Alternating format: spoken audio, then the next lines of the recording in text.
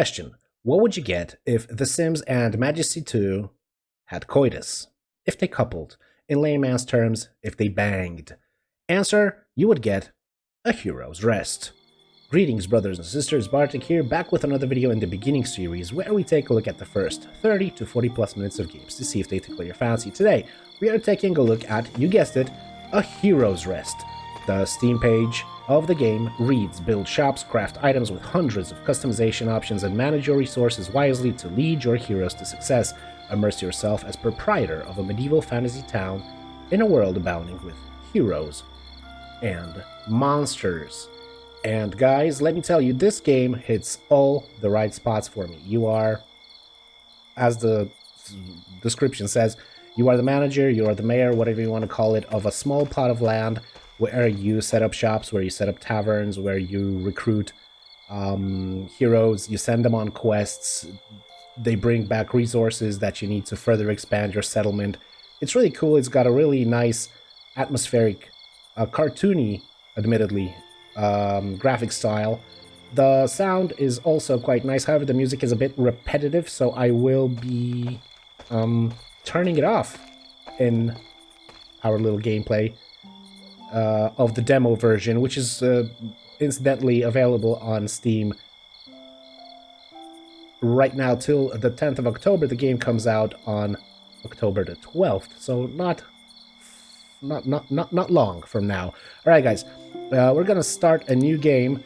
We're going to insert game here, and I want you to listen closely to the sound. I think it's a really nice little touch, and it sounds like a quill with ink moving on parchment. I really like the game, so listen to it.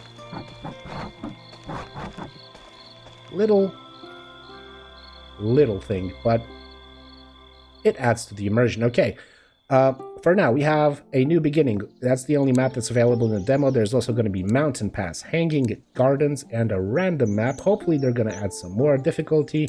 We've got 3 for the demo. We've got the easy one, we got the middle one, and we got the hard one. We are going for the challenging experience, and we are going to start the game. We're going to choose a save slot, and off we go to build a town for fantasy heroes.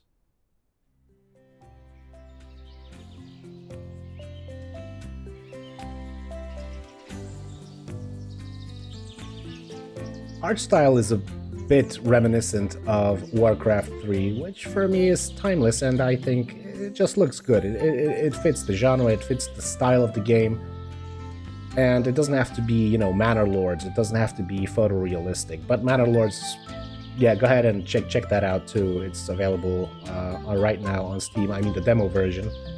It's really cool. But back to a hero's rest.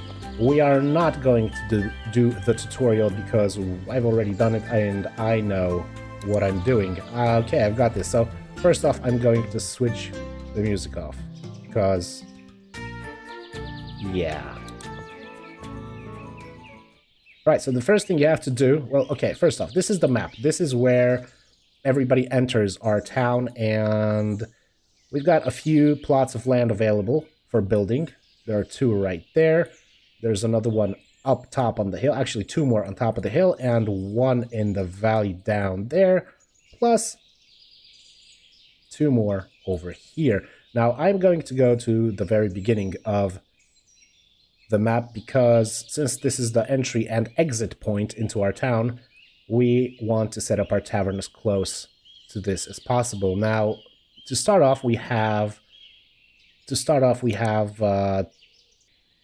our picking of the plot. We can choose one for free. However, don't go overboard. Don't pick too large one, because you are going to have to pay upkeep for this plot of land. So the smaller it is, the actually better for the beginning. Okay, so the first one we get for free, and as I said, we need to start off with building a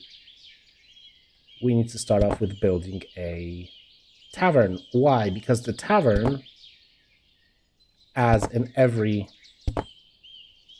fantasy setting, is the heart of everything worth mentioning and everything happening of note in a medieval RPG fantasy setting. Okay, so you have the floor set up. Now we're going to quickly go with the walls.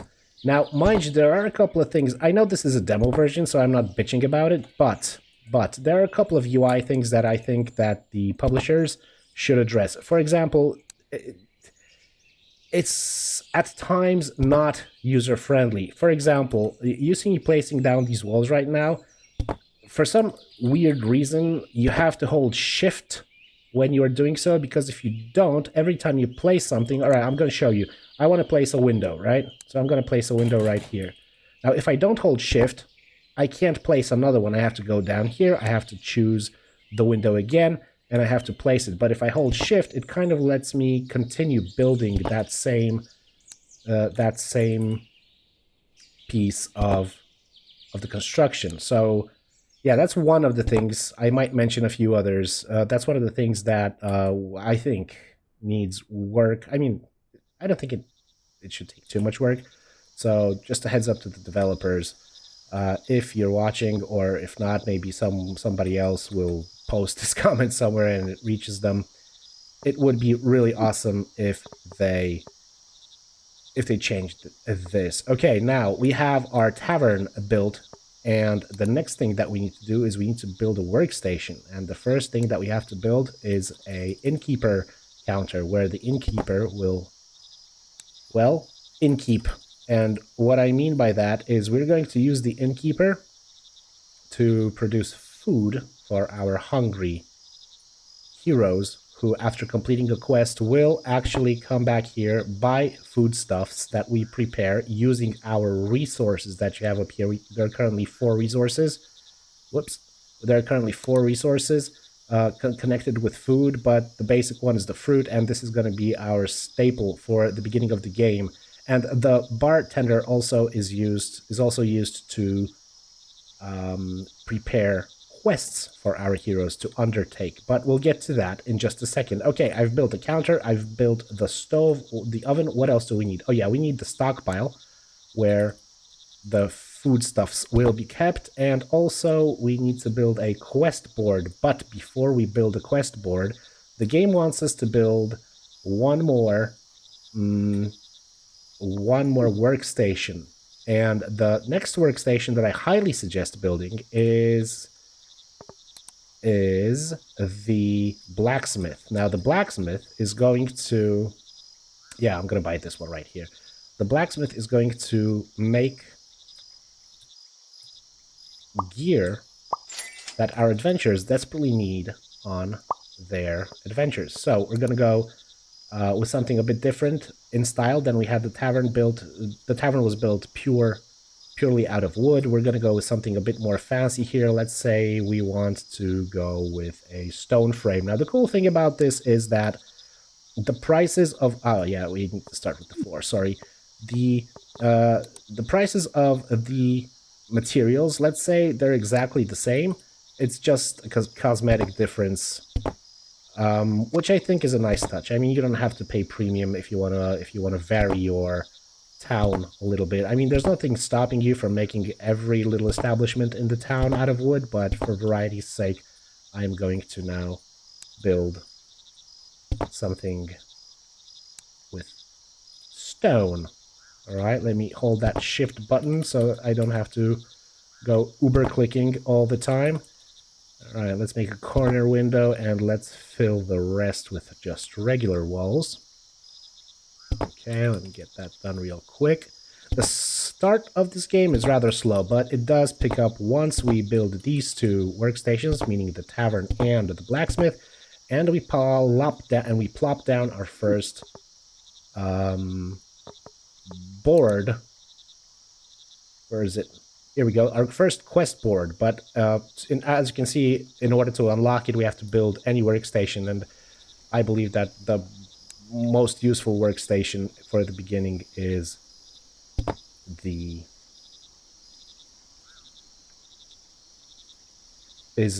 blacksmith. Sorry, what else have I not built here? Yeah, the quest board. But in order to build the quest board, we need to build this. Okay, we're also going to need a blacksmith forge. where we will be able to smith various types of weapons. And we're going to get to that real soon. And I believe this is really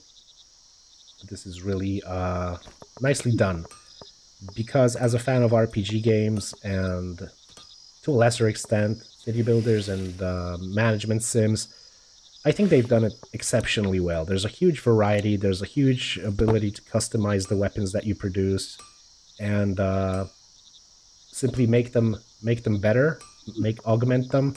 But we're gonna get to that in a minute. I think that the video is gonna run for about 40-45 minutes because, again, the beginning of, where is the stockpile, Bartek? Where's the stockpile? Here we are. Because the beginning of this game is rather slow, and I want to show you. Okay, we've got that set. I want to show you what the game is about. All right, now we can finally build our quest board, which we're going to plop down here. Whoops, seems the... Okay, let's plop it just next to the door. Okay, the journey begins. Finish building the innkeeper. Seek a hero class of any attribute. Now, in order to seek a hero class of any attribute, we're going to have to use the Weapon Master. Now, the Weapon Master is one of the 2 NPCs that regularly visits your village. Here he is right now. The Weapon Master cometh. The other one is a trader that you can use, and he is a big help later on in the game. In the meantime, before the Weapon Master comes, I'm going to show you what the inn is about. We're going to call this inn the Crusty Wolf in honor of the Rusty Wolf Tavern down in Wolfheart RTS's channel, which I am a big fan of, and he actually got me into making content for YouTube. So Wolfheart FPS, sorry, not RTS, my bad. He has a Crusty Wolf Tavern that he goes to on stream, so we're gonna again honor him with making and building a Crusty Wolf Tavern down here in our city. Okay, in our town. Now, as you can see, after clicking on the counter, we have 2 options: craft food or craft quest. We're gonna craft food real quick. Now, again, as I said, we need food to craft, well, dishes. And in the beginning, you can choose 4 of them. Now, each one has a similar, however, slightly different effects. For example, the juice restores 5% HP to heroes and 10% mana. The apple is a bit different in the sense that it restores more HP, and so on and so forth. So for the beginning, I'm going to only make, let's say, 5 apples out of these stocks. It's going to cost me 90 coin. And each time you craft something, you have varying degrees of quality. This time, we rolled, luckily, we only had 1 bad apple and 4 normal apples. The quality of the food determines the price for which it is sold to heroes, and also random visitors that enter our village and, well, spend money in our tavern and other establishments. As you can see, this time we weren't as lucky. We have 3 bad juices, 2 normal juices. Again, it's not a big deal, because even the bad quality food will be sold, however, for a lower price. Okay, we need to recruit heroes, and in order to do that, we need to train a class. Now, first off, we have to seek a new class, and we have, first of all, a core attribute that we can choose. We've got 4 of them. The first one is strength, and what that does, heroes that have this strength attribute will generate a very small amount of gold per day. Heroes with the dex attribute will generate a bit of food. Now, heroes with the constitution attribute will reduce your losses during failed threats. We will get to that. These are basically small raids that you get in the game. And intelligence-based heroes generate a small amount of this little attribute down here, royal tokens, which again, we will talk about soon. So for starters, I want to generate a strength-based class so that we have this little source of income. Now, after we choose the core attribute, we can choose with which weapons we want to equip our characters. Now, I want to go with the one-handed sword. And we can later on, like, make character classes that for example, use a one-handed sword plus a different type of armor, or perhaps even add a cloak to them, or equip them with a shield or an offhand weapon. But this is much further in the game, and to be honest, in the demo, which lasts for about 2 hours in real time if you play it on normal speed, because you have 3 speeds, you have half speed, you have normal speed, and I believe you have double speed. But yeah, it basically lasts about 2 hours, which means that it lasts till day 5 of autumn. This is the summer, which has 20 days, and then we have 5 days, or 10 days. No, 20 days, I think. Yeah, of don't quote me. Of summer, and then we have same number of days in autumn, but the demo goes only up to day 5. So I didn't get that far. But okay, let's get back to this. I want a one-handed sword class. First one is for free, just like with the plot of land that we had to choose in the beginning. Okay, let's class name. Let's just call it a basic warrior with a triple R, warrior. Select a class badge. Okay, now you can also select the class badge, which will make it easier for you to identify the type of hero you have in your hero roster up here. So a basic warrior, let's say, yeah, let's give him this badge. Okay, let's create this one. Strength in numbers, fantastic. Seek a hero, class of any attribute, and we get also this little green shard, which is used for upgrading weapons that we craft right here in the blacksmith. But before we do that, let me double check. Okay, we have some food. We have the hero class. So, because we have unlocked the one-handed weapon, one-handed sword weapon class, we're going to see heroes come into the village eventually of that class. And what they will do is they will go into the tavern, and they will, first off, look for quests. Because we have not made any quests, we're going to do that just now. We do this by clicking on the counter here. We craft quests, and... Okay, I'm going to click through this because there's too much reading. I'm going to explain it as we go. It's not difficult, but the key thing here is the CR. The CR is the challenge rating. Now, each hero is going to have a challenge rating of his own. You're going to see it in the roster once we have some heroes in the city, in the town. Now, this challenge rating differs. It's based on a couple of factors. First off, the HP of the heroes, the equipment they're carrying, the amount of mana points that they still have, and basically of how happy they are with our town.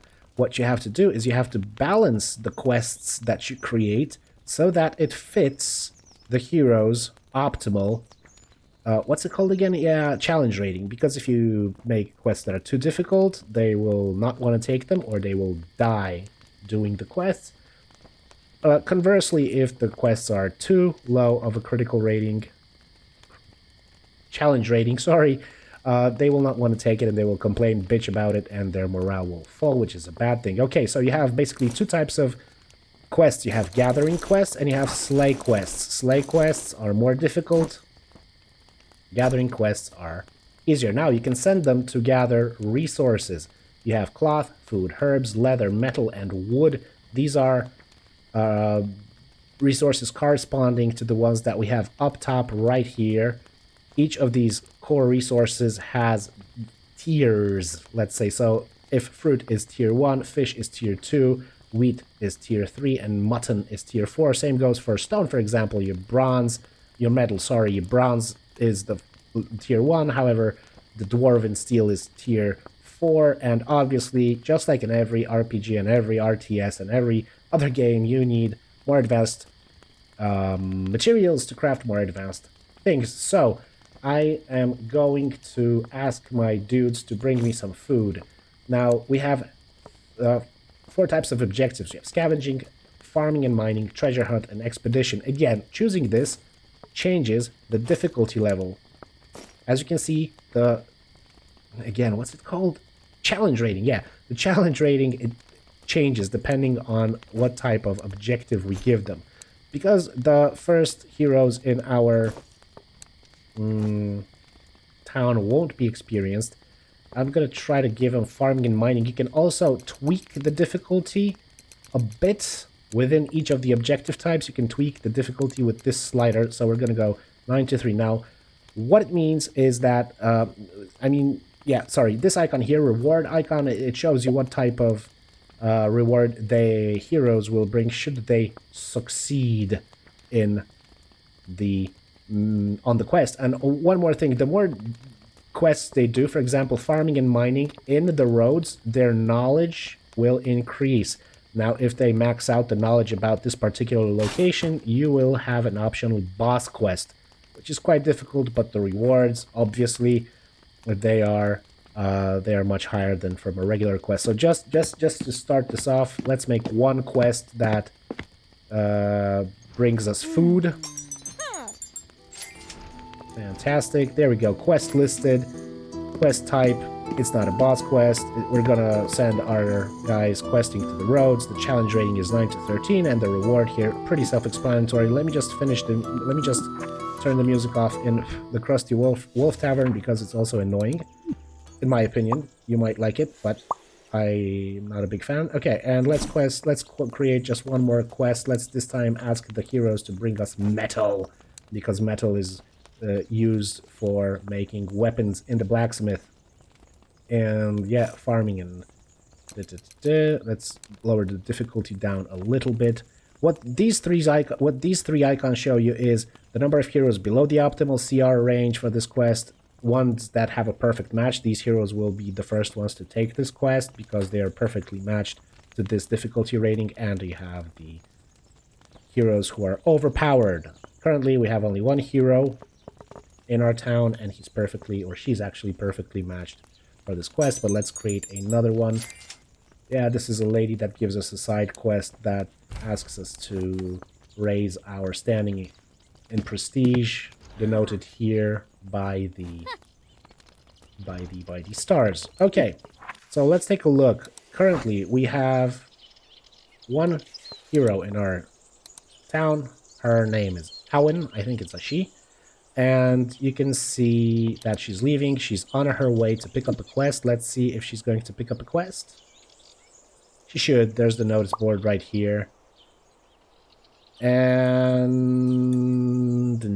no, for some reason she's not picking up her quest. Okay, if you click on the hero, you can see some details about her. And as mentioned, she has a CR of 9, so she will be most happy to take up quests with this challenge rating. Now, to help our heroes on the way, we can craft some items for them. We are going to forge an item for them, and because the only... Yeah, let me click through this again. The only kind of class that we have unlocked now, trained at the Weapon Master, is a guy using one-handed sword. We're going to create a one-handed sword for our heroes. If you want to do something else like a dagger, you're going to get a warning message that no active classes are using this item right now. So we're going to go with a one-handed sword. Okay, we can give it a name, whatever we want to call it. We can also randomize the name. Here we go. And we can also randomize the appearance. If you take a look at the anvil, it randomizes the appearance, not the stats. However, if you are feeling cute, you can actually name these weapons yourself, and you can also customize their appearance. You have blade, guard, and hilt on the sword. You can choose different varying colors, and you can do the exact same thing for the guard and for the hilt. See? Easy peasy, right? You can change the color. That's a nice touch. Again, if you want. You can also change the appearance of the hilt. Right here, you can change the appearance of the blade, and so on and so forth. But these are cosmetics. Again, very useful randomizing tool right here. Fantastic. Let's craft one of these swords. Fantastic. Right off the bat, we crafted a rare sword. Let me mention that the color of the sword, of whatever weapon you craft, is just like in every RPG. You have the gray, green, blue, purple, and legendary is orange.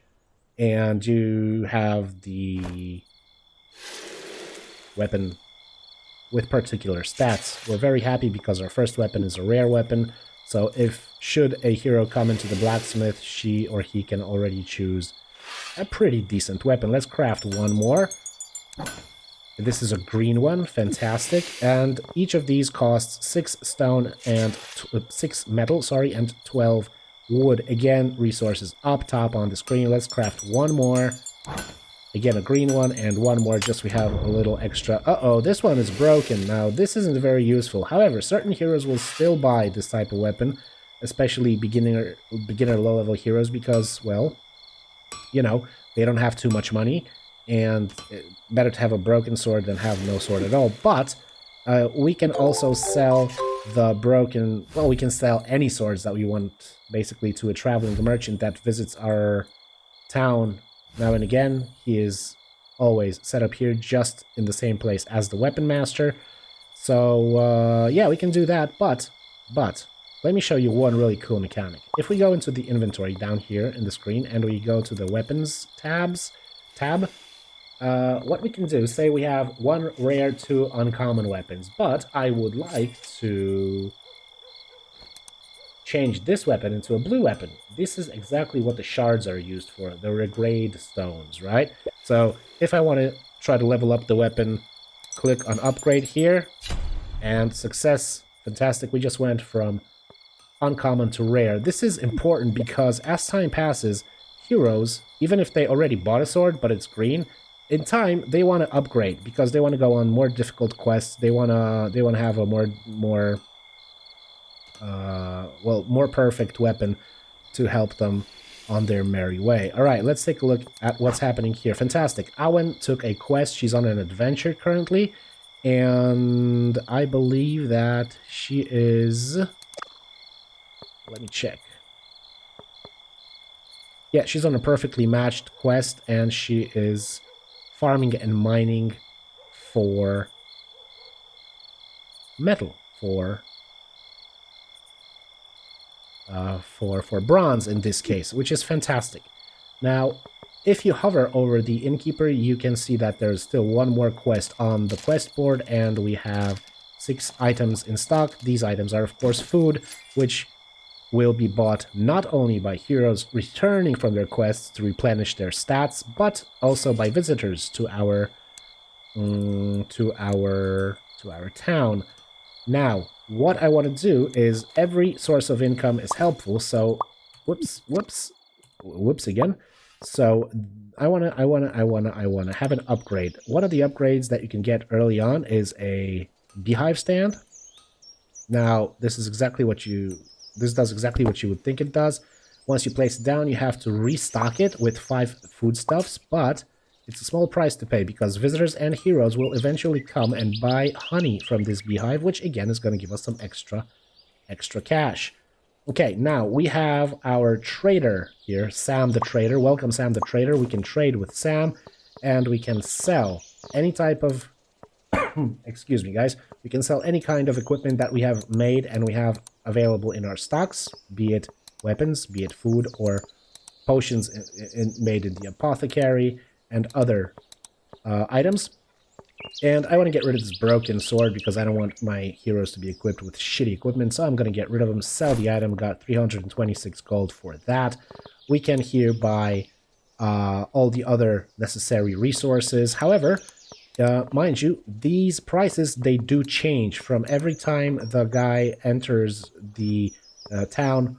These prices will actually change. So if you see a good deal, even if you don't need a particular resource, it's always better to get it than not. Okay, food is really cheap, so let's buy a few pieces of food. All right. Now, speaking of resources, there are also 4 resources. Let me just speed the... Oh, no, it's regular speed. Okay, great. There are 4 resources available in your town for you to get for free. These are mushrooms, which actually translate into fruits for some reason. There are fish. There is fish? Yeah. There's also metal, and there are trees. These help you balance it out, balance your resource economy out a bit, especially in the beginning. Now, they are always located in the same spot. and they do respawn. So just as as you saw, we fished in this little pond. We got one extra fish. We can... No, this isn't spawned yet. There's one fishing rod over here which you can use, and there's one more fishing rod over here. Yep, it spawned. It highlights, so we can... Plop, we just got 2 more fish. Now also, I know where these are because I played this demo through already twice. So I know that mushrooms are going to spawn here. For the demo, they spawn in the same place always. Exactly, they're in the same spot, right? Here's the little bronze. Here's the little metal that we get. It helps out in the beginning stages of the game. It does help out because before you get, you know, the full economy swinging, it takes a little bit of time for the heroes to come into your town, to pick up the quest, to go on the quest. The start is rather slow, but it's not unpleasant. So, yeah. All right. We just have another hero who is in town, Franya. And Franya is currently... What is she doing? She's visiting the town's vendors. So she is going to buy a sword, hopefully. Let's take a look at Franya. You can see some info about Franya, like, for example, how much money she has. Where is it? Current gold, 2,600 gold. Let's see what Franya buys. And it's going to pop up down here, left bottom hand corner of the screen. Sharp Saber of Freedom, a blue sword. She just paid $657, coins, which was added to our coffers. Fantastic. Now, Franya should probably go into the tavern, rest up a bit, and then she should go. That's the typical way this works. She should go pick up a quest. Let me just double check how we're doing with food. We're not great. We only have 2 more food stuff, so let's make a bit more of that. Let's craft some food. Let's make some ice cream. Who doesn't love ice cream? I love ice cream. Okay, guys. Now, the cost to craft 1 ice cream is 41, right? Gold. It usually sells for twice as much, but you can do some extras. You can add some seasoning, you can add some extra toppings and fresh ingredients. Yes, that's going to cause the price of crafting the item to go up. However, as you can see, the excellent chance just rose. Without this, we have 1% of crafting an excellent type of item. If we select all, it's 12. Now, why is this important? Again, because if we craft, for example, a purple item or a blue item, it's going to sell for much more money. But so this is kind of like a little lottery. You know, it doesn't always work. It doesn't always work, but sometimes it's worth doing. We're not going to go do that just now because we're not that rich. So we're just going to create 5 basic ice creams. Good. We were lucky. All of them are normal, not spoiled. So we're going to sell it for the regular price and make a profit. Now, as you can see, the tavern keeper, the innkeeper, has an experience bar. It goes up with every item you craft. Same goes for all the other guys in your village. And once this goes all the way to the right, you can level him up, and that will give you access to tier 2 of the items, which obviously cost more. They are more demanding in terms of ingredients. However, they sell for more as well. Here's Franya. She just bought a sword, and she's probably now going to... She didn't buy anything. Franya, you cheapskate. Okay. We're gonna craft a couple of new quests because we are all out of quests, are we? Yeah, quests in stock, 0. So let's make a couple of more quests. From experience, not vast, but from my experience thus far with the game, the most commonly needed resources are food and metal. The rest you don't really need that many of in the beginning, at least. Let's send them farming again. But this time, let's not lower the CR, right? Let's just leave it at that. And as you can see, one of the heroes is underleveled and one is a perfect match. So let's make one for CR range 10 to 14. Also, not in this case, but yeah, in this case, as you can see, the difficulty of the quest also changes the yield, right? So if we have scavenging, which is the easiest objective, it only is going to yield a random 1 to 6 of these foodstuffs, and farming and mining already guarantees 6 to 12. If we go to treasure hunt, again, this rises obvious stuff. Alright, let us mine... Yeah, more food, because food, why not? No, actually not food, because there's plenty of mushrooms on the map. I'm gonna show you in a minute. Leather? No. Yeah, bring in some metal. Metal's always needed. Okay, and we're gonna lower this. No, two of them are under leveled, so let's go, like, a bit down.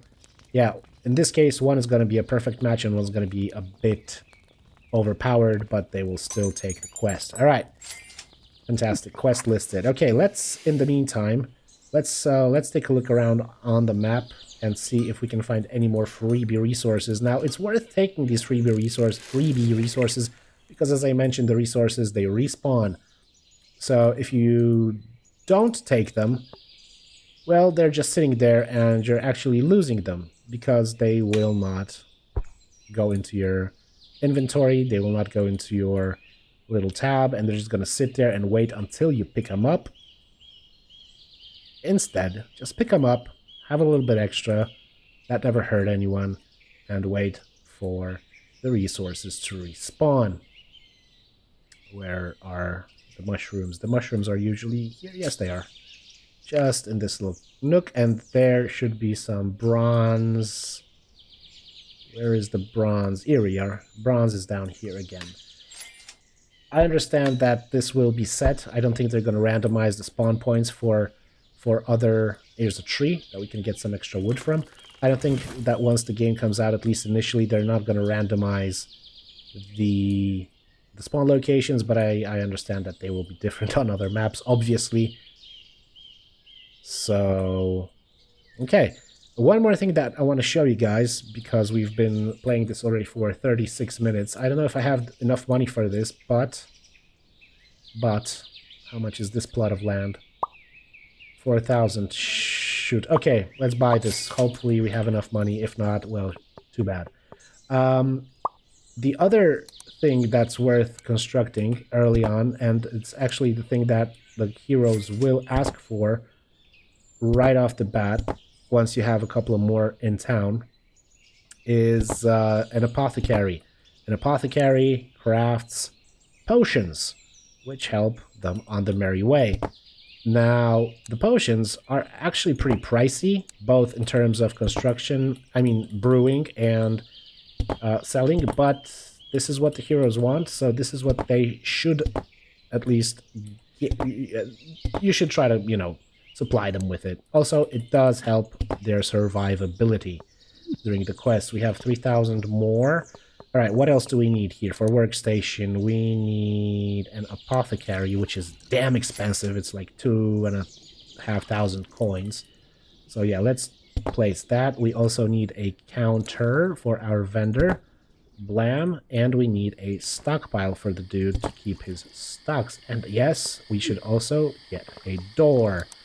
Let's get a fancy door. This is a fancy establishment, so let's get a lavish wooden door. Alright, Blam. We have our apothecary, mortar, and pestle.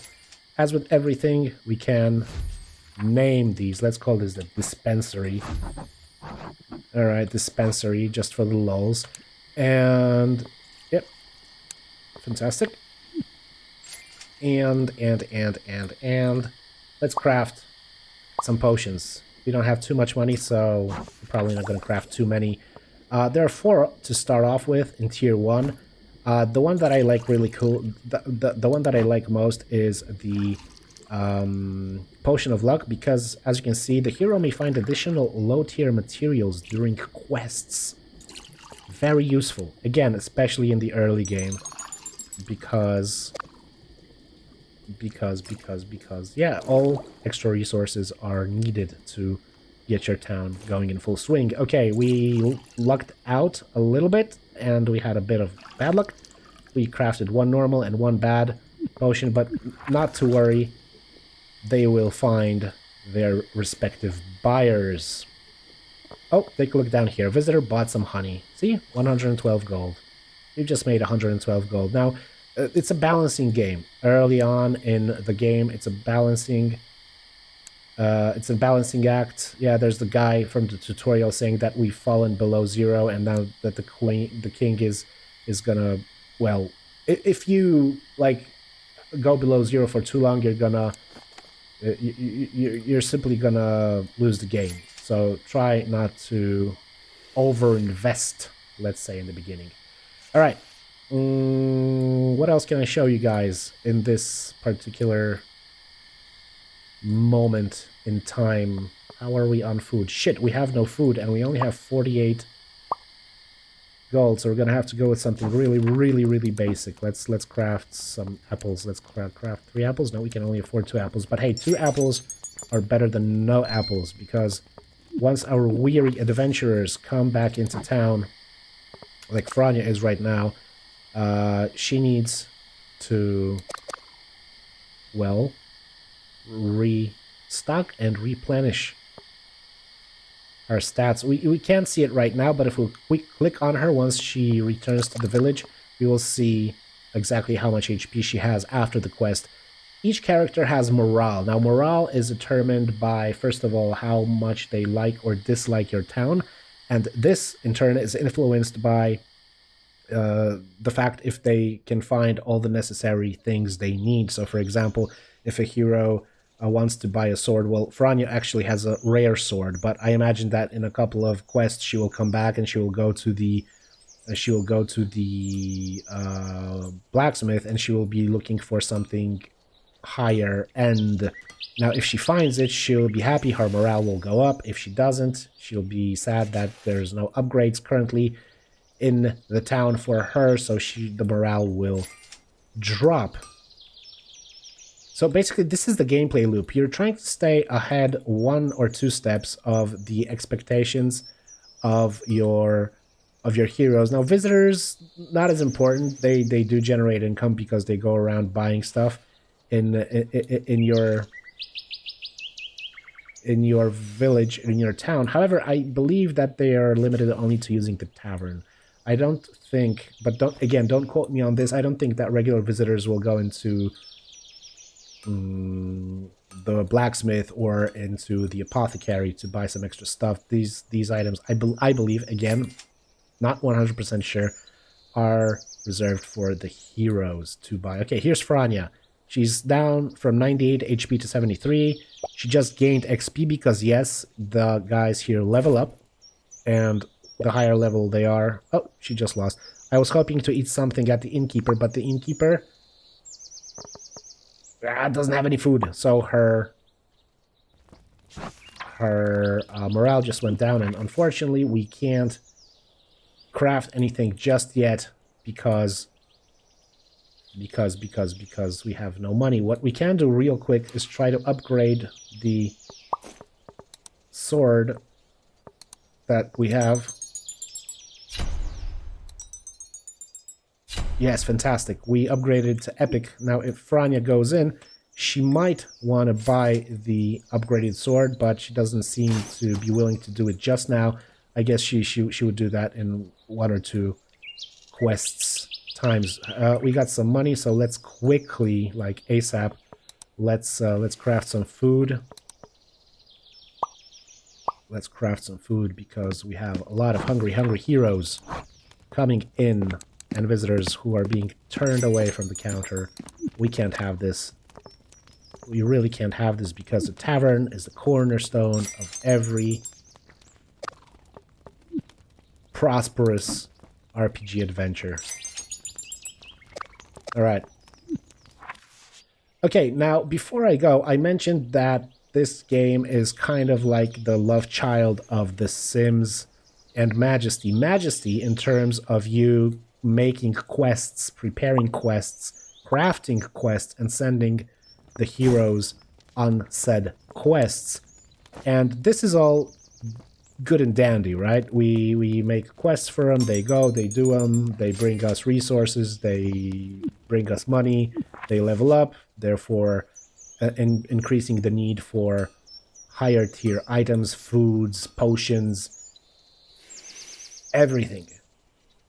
But the Sims aspect of the game is not only when it comes to the stats and characteristics of each of these visitors and heroes. Now, that's secondary. Why I said The Sims very early on in the video is because there's a shit ton of customization options that you can uh, put in each of these establishments. And the reason you want to do this is because each of these establishments has a rating. We have currently almost 1 star shop quality rating. Obviously, the higher it is, the more attractive it is to our customers. So what kind of a tavern would it be? I can't afford it yet. Damn it. What kind of a tavern would it be if we have no shares? I'm going to just quickly construct one more sword because we don't have any kind of sword in stock right now. Hopefully it's not a broken one. No, it's a green uncommon item. So, okay. Ooh, there's a tree here to be harvested. Great stuff indeed. Okay, there seems to be a red notification here. Visitors couldn't find any affordable food at the innkeeper. What that means is the food I am proposing might be too expensive for their taste. So this just comes to show you that it's always good to keep a mix of foods at varying prices, right? Fruitcake juice. I think they should be able to find something. I think they're just naggers at this point. All right, let me make a bit more money. So I wish I could show you these customization options, but I went bust building that apothecary for you guys here to show off that element. Because again, this is a balancing act, especially, let me stress it, in the early game. After like, I don't know, 45 minutes, maybe a bit more, maybe an hour in real time, things speed up. You get more heroes in the city. The more heroes you have, the more money you have to spend, to invest, to buy, to craft, and to expand and do other things. But again, in the beginning, it's if I'm being honest, I wouldn't, if I were playing it like for myself, I wouldn't build this apothecary, because this apothecary together with this plot of land, it cost us 9,000 coins, which would be much more wisely spent just pimping out these two establishments that you have, improving their quality and thus attracting more heroes and thus speeding up the process. So again, I don't recommend building the apothecary so early on in the game,